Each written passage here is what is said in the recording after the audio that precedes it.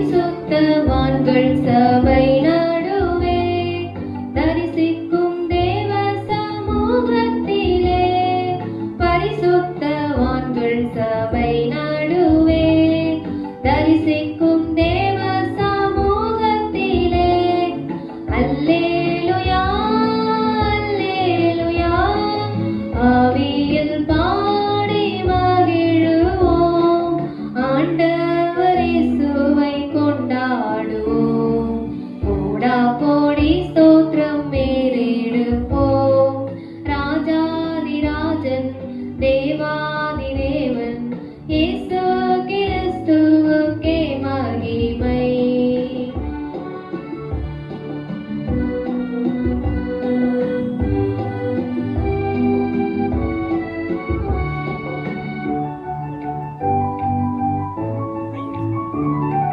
கிருபாசன தண்டை நெருங்குவோம், திரு ரத்தம் கரத்தில் ஏந்தி நிற்போம், கிருபாசன தண்டை நெருங்குவோம், திரு ரத்தம் கரத்தில் ஏந்தி நிற்போம், அல்லேலூயா அல்லேலூயா கண்டேன் சகாயம் இரக்கமே, கர்த்தர் கிருபை என்றும் உள்ளதே, கோடா கோடி ஸ்தோத்திரம் மேலிடுவோம், ராஜாதிராஜன் தேவாதி தேவன் இயேசு கிறிஸ்துவுக்கே மகிமை.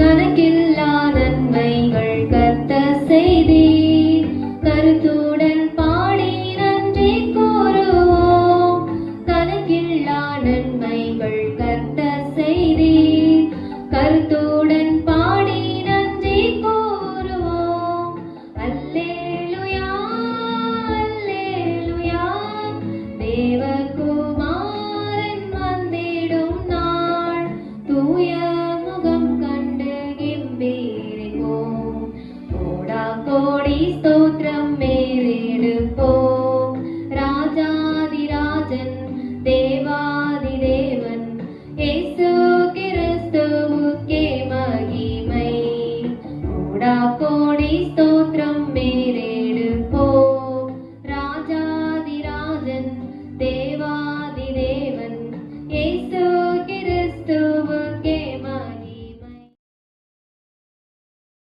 ஆண்டவராகிய இயேசு கிறிஸ்துவின் ஈடு இணையற்ற திருநாமத்திலே உங்களுக்கு என் அன்பின் நல்வாழ்த்துக்களை தெரிவித்துக் கொள்கின்றேன். இந்த நாள் தியானத்திற்காய் தெரிந்து கொண்டதான வேத வசனம் யோசுவாவின் புஸ்தகம் 1ஆம் அதிகாரம் 7ஆம் வசனமும் 8ஆம் வசனமும். என் தாசனாகிய மோசே உனக்கு கற்பித்த நியாய பிரமாணத்தின்படியெல்லாம் செய்ய கவனமாய் இருக்க மாத்திரம் மிகவும் பலன் கொண்டு திடமனதாயிரு.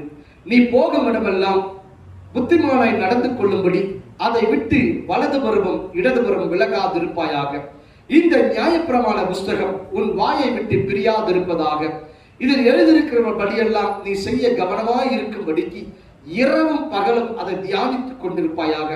அப்பொழுது நீ உன் வழியை வாய்க்க பண்ணுவாய், அப்பொழுது புத்திமானாய் நடந்து கொள்வாய். எனக்கு அருமையான தேவ பிள்ளைகளே, நம்முடைய வழி வாய்க்கப்பட வேண்டுமானால், நம்முடைய காரியங்களை நாம் புத்தியாய் நடப்பிக்க வேண்டுமானால் இந்த யோசுவாவை போல நாம் அறிந்து கொள்ள வேண்டும். வேதத்தை, நியாயப்பிரமாண புஸ்தகத்தை வாசிக்க வேண்டும். வேதம் சொல்லுகிறது, மோசேக்கு பின்பதாக புத்திமானாய் இந்த யோசுவா கானானை பங்கிட்டு கொடுத்தான். எனக்கு அருமையான தேவ ஜனமே, எளிதாய் அவன் பங்கிட்டு கொடுத்தான். அதற்கு காரணம் என்ன தெரியுமா?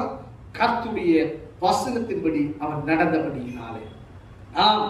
எனக்கு அருமையான தேவ பிள்ளைகளே, இந்த வார்த்தையை நாம் தியானிக்கிற வேளையில் அறிந்து கொள்ள வேண்டும்.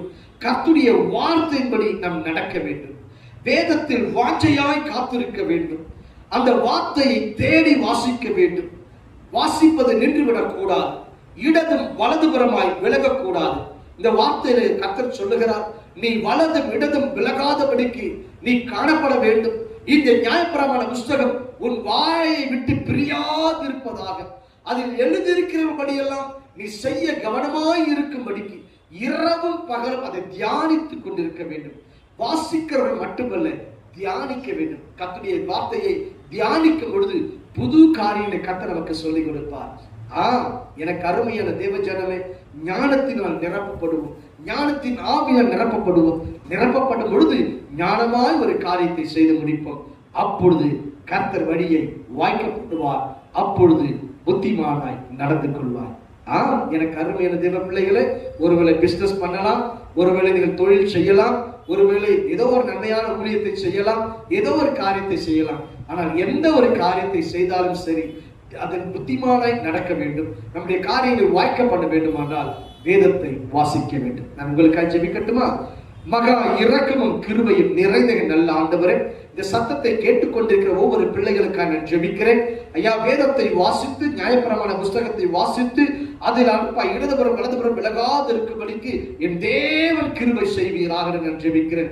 இரவும் பகலும் அதை தியானிக்கட்டு சுவாமி. அதன் மூலமாய் வருகிற ஞானத்தினால் நிரப்பப்பட்டு தேவனுக்காய் எழும்பி காணப்பட கர்த்தர் கிருபை செய்வீராக. இந்த நாள் முதற்கொண்டு அவர்கள் செய்வதெல்லாம் வாய்க்கப்படுவதாக நான் ஜெபிக்கிறேன். தேவ கரம் கிருபையின் கரம் கூட இருப்பதாக உன்னத இயேசுவின் நாமத்தில் ஜெபிக்கிறோம் நல்ல பிதாவே. ஆமென், ஆமென். God bless you. கர்த்தர் ஆசீர்வதிப்பாராக.